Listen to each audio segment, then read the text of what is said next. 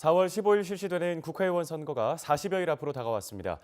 저희 헬로티비에서는 유권자들의 선택에 도움을 드리기 위해 우리 지역 총선 후보를 만나보는 시간 마련했는데요.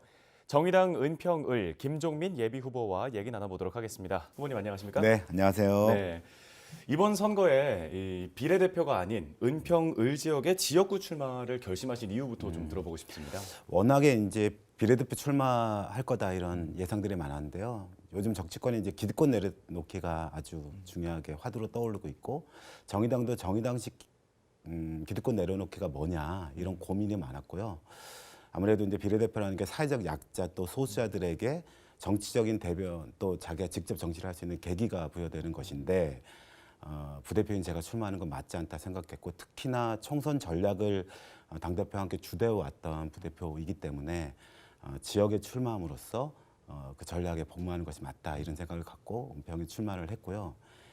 이 은평 지역이라는 게 사실은 이제 서민들이 있고 또 어떻게 보면 사회적 불평등의 당사자들이 굉장히 많이 밀집돼서 살아가고 있는 지역입니다. 그러니까 불평등을 없애겠다는 정의당 입장에서 보면 어떻게 보면 굉장히 매력적인 지역일 수밖에 없고 네.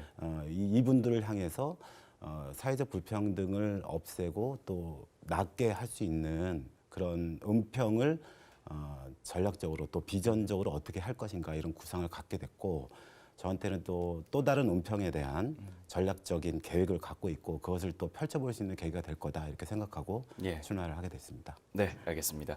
이제 은평 지역의 현안들을 조금씩 얘기를 해볼 텐데요. 이번 선거에 출마 선언을 하시면서 이 은평 지역을 주거복지 도시로 만들겠다, 뭐 세입자의 도시로 만들겠다라고 말씀을 하셨는데 어떤 의미인가요? 그러니까 은평 지역은 세입자들이 굉장히 많이 살고 계시고요. 제가 생각해왔던 첫 번째 이제 또 다른 은평의 플랜이 세입자 도시 은평입니다. 사실 세입자를 대변했던 정치인들이나 정당은 없었습니다.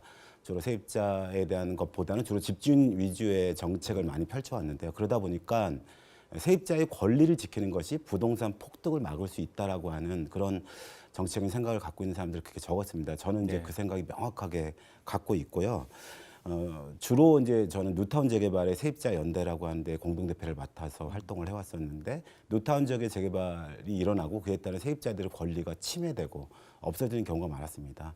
이 활동을 해오면서 세입자들이 계속 거주할 수 있는 계약갱신의 청구의 권리를 세입자가 갖게 한다거나 네.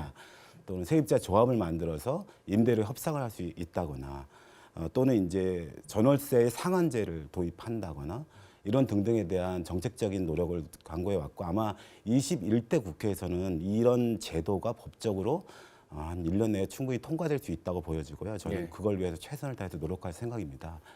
그런데 이제 그런 법과 제도를 만드는 것뿐만 아니라 은평 지역의 세입자들이 실질적 권리를 찾아 나갈 수 있는 동별로 이제 세입자 주거복지센터라든가 은평부터 세입자 조합을 만들어서 이제 권리를 지켜나가는 활동들을 만들어 볼 생각이고 예. 보통 임대주택 그러면 조금 낡은 주택의 이미지가 강한데요.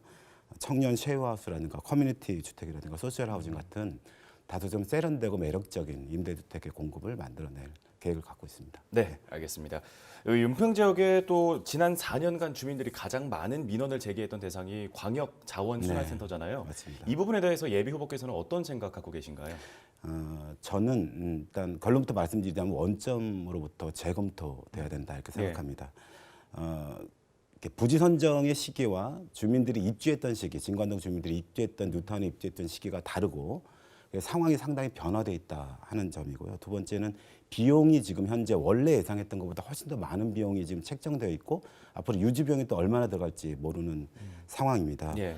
공사를 하는 데서 대략 그 지금 발파 문제라든가 지금 가스관 매설의 문제라든가 지하를 지금 추진하면서 발생한 문제들이 있고요. 이 문제가 그동안 주민들을 설득하는 과정에서 투명하고 정말 설득이 가능하게 되었는가 라고 하는 측면에서 매우 부족한 점이 많다고 생각합니다. 그래서 행정, 주민 또 전문가들로 이루어지는 사회적 협의기구 같은 걸 만들고 원점에서부터 가능한 대안을 모색해야 된다고 생각하는데 그동안 나왔던 이 문제를 어떻게 해결할 것인가에 대한 대안 중에는 일단 시작점에서는 그 전 구청장이었던 김우영 전 구청장이 대안적으로 제시했던 모델로부터 논의를 시작해 볼 수 있다고 네. 생각하고요. 그런 의미로 소규모 분산이라든가 고양시와의 협의라든가 다른 환경시설로의 대체 문제는 없는지 이런 것들을 적극적으로 검토해 나갈 필요가 있다고 봅니다. 네, 이제 끝으로 요즘 코로나19가 계속 확산되면서 곳곳에서 힘든데요. 주민분들께 한 말씀 부탁드립니다. 네, 은평에서 일찌감치 확진자가 나왔고 그럼에도 불구하고 은평 주민들이 잘 이겨내고 계시고 또 힘을 합친다면 충분히 이겨낼 수 있으리라고 생각을 합니다. 특히 정치권이 거기다 화답을 해야 된다고 생각을 하고 있고요. 이제 국민들의 심리적 마지노선인 마스크 문제에 대한 해결을 정의당이 요구했고 또 정부가 받아들여서 일정하게는 해결이 돼가고 있는 국면인 것 같습니다. 근데 더욱더 중요한 거는 코로나 민생 문제가 지금 더 심각해지고 있기 때문에 보육, 교육 문제, 그다음에 자영업자의 손실 보전 문제, 그다음에 노동자들이 유급이 아니라 무급 휴가를 받거나 실제 해고되는 문제 등과 같은 문제에 대해서 직접적으로 해결하는 대책이 좀 필요할 생각하고 저는 선거운동 내내 코로나 민생 대책을 중심으로 하는 캠프 운영을 할 계획입니다. 네, 잘 알겠습니다. 오늘 관련 말씀은 여기까지 듣겠습니다. 네네. 감사합니다. 네, 고맙습니다.